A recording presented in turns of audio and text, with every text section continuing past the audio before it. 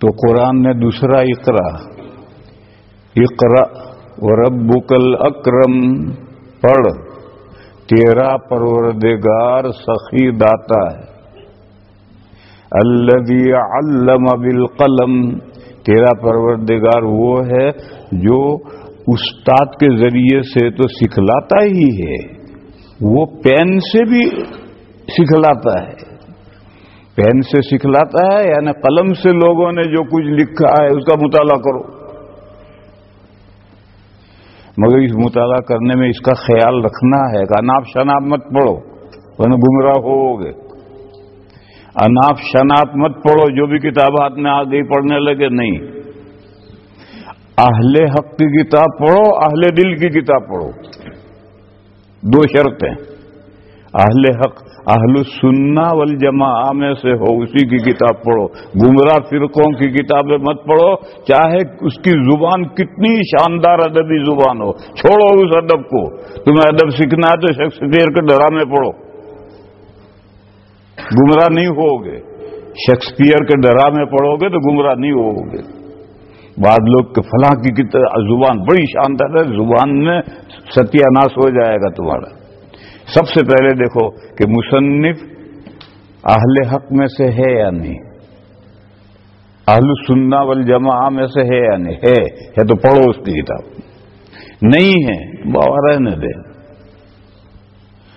پھر اس سے آگے اگر مصنف اہل دل بھی ہے، اللہ کا نیک بندہ ہے، تو اس کی کتاب سے علم بھی حاصل ہوگا اور صلاح اور نیکی بھی پیدا ہوگی۔ جیسے متکلم کا اثر سامع پر پڑتا ہے، ایسے ہی کتاب کے پڑھنے سے اگر صاحب کتاب اللہ کا نیک بندہ ہے تو کتاب کے واسطے سے اس کا صلاح تقوی منتقل ہوتا ہے، لیکن یہ لازمی شرط نہیں، لیکن بہرحال اگر وہ اہل دل ہے، نیک بندہ ہے، تو اس کی کتابیں پڑھو گے تو نیکی بھی منتقل ہوگی۔ اور باقی یہ شرط ضروری نہیں ہے، ضروری شرط ہے کہ وہ اہل حق میں سے ہو، اس کی کتاب پڑھو، گمراہ فرقوں کی کتاب مت پڑھو۔ ضرورت کے لیے پڑھ سکتے ہو۔ کب پڑھ سکتے ہو؟ جب حق اور باطل میں امتیاز کرنے کی صلاحیت پیدا ہو جائے، اب پڑھو، عیسائیوں کی پڑھو، ہندوؤں کی پڑھو، کسی کی بھی پڑھو، اور جب تک حق اور باطل میں امتیاز کرنے کی صلاحیت پیدا نہ ہو مودودی کی کتابیں مت پڑھو۔ وہ کہاں اچھی صحیح بات کہے گا، کہاں گڑبڑ کر ڈالے گا، ہر آدمی نہیں سمجھ سکتا۔ میں مظاہر العلوم سہارنپور میں پڑھتا تھا، اصول الشاشی پڑھتا تھا، سال تھا، تو میں درسگاہ میں کیواڑ سے ٹیک لگا کر مودودی صاحب کی کتاب پردہ پڑھ رہا تھا۔ مجھے شروع ہی سے اردو زبان سے محبت ہے، اور مودودی صاحب بہت شاندار اردو زبان لکھتے ہیں، تو میں ان کی اردو سے سیکھنے کے لیے ان کی کتاب پردہ پڑھتا تھا، اور پردہ کتاب میں کوئی ایسے گمراہی کی بات نہیں تھی، تو میں دروازہ ٹیک لگا، چھوٹی سی سائز میں چھپی ہوئی ہے، میں پڑھ رہا تھا، اور استاد پیچھے سے گزرے، حضرت مفتی یحییٰ صاحب قدس سرہ انتقال ہو گیا، وہ پیچھے سے گزرے، ان کی نظر پڑی، میری نہیں پڑی۔ پھر آگے دروازے سے جب اندر داخل ہوئے تو میں نے کتاب بند کر کے تپائی کے نیچے رکھ دی اور اپنی کتاب کھول لی، سبق پڑھا۔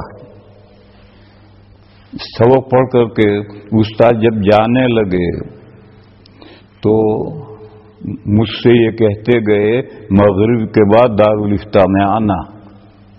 وہ دارالفتاح میں بیٹھ کر فتوے لکھتے تھے، مجھ سے کہا مغرب بعد دارالفتاح میں آنا، کہ ٹھیک۔ میں مغرب بعد گیا، وہ فتوے لکھ رہے تھے، میں بھی کتابیں لے کر پڑھنے میں لگ گیا، وہ فتوے لکھتے رہے، میں پڑھتے رہا۔ جب عشاء کی اذان ہوئی تو میں نے عرض کیا کہ حضرت آپ نے فرمایا تھا کہ مغرب بعد دارالفتاح میں آنا۔ فرمایا ہاں، درسگاہ میں کیا کتاب پڑھ رہے تھے؟ جھوٹ بولنے کی میری عادت نہیں، بچپن سے مجھے جھوٹ سے بہت نفرت ہے، تو میں نے صاحب کہا، میں نے کہا حضرت مودودی صاحب کی پردہ پڑھ رہا تھا۔ مظاہر العلوم میں تو مودودی کی کتاب اگر کوئی پڑھے تو فوراً اخراج ہو جاتا تھا۔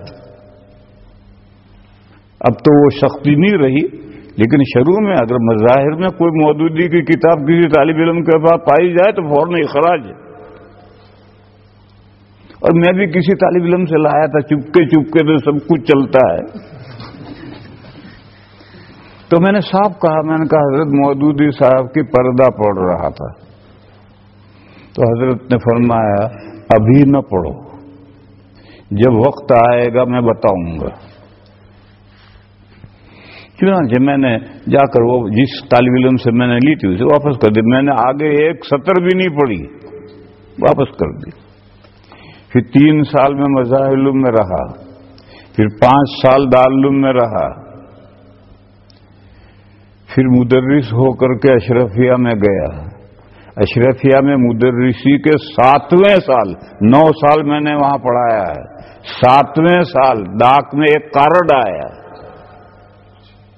اس میں لکھا تھا عزیزم سلم، اب تم مودودی کی کتابیں پڑھ سکتے ہو، یا غفر لہ۔ میری حیرت ہو گئی۔ اب وہ 3 سال اور 5 8 سال اور یہ 7 سال، اتنے عرصے کے بعد ان کا کارڈ آیا، اتنا ہی لکھا تھا عزیزم سلم، اب تم مودودی کی کتابیں پڑھ سکتے ہو، یا غفر لہ۔ تو پکا جب علم ہو جائے، حق اور باطل میں امتیاز کرنے کی صلاحیت پیدا ہو جائے، کچھ بھی پڑھو، کوئی ضرر نہیں پہنچے گا۔ لیکن کچا علم ہے، حق اور باطل کو سمجھ نہیں سکتا ہے، اس مرحلے میں مطالعہ کرتے وقت پہلے یہ دیکھنا ہے کہ مصنف اہل حق میں سے ہے یا اہل باطل گمراہ لوگوں میں سے ہے۔ پھر ساتھ میں اگر اہل دل بھی ہے تو سونے پہ سہاگا۔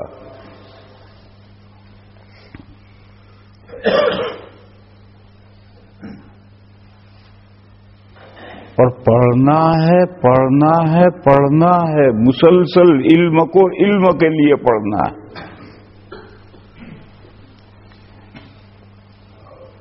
پھر قرآن کریم کہتا ہے علم الانسان ما لم یعلم، اللہ پین کے ذریعے سے انسان کو وہ علم سکھلاتے ہیں جو اس نے مدرسے کی زندگی میں نہیں جانا۔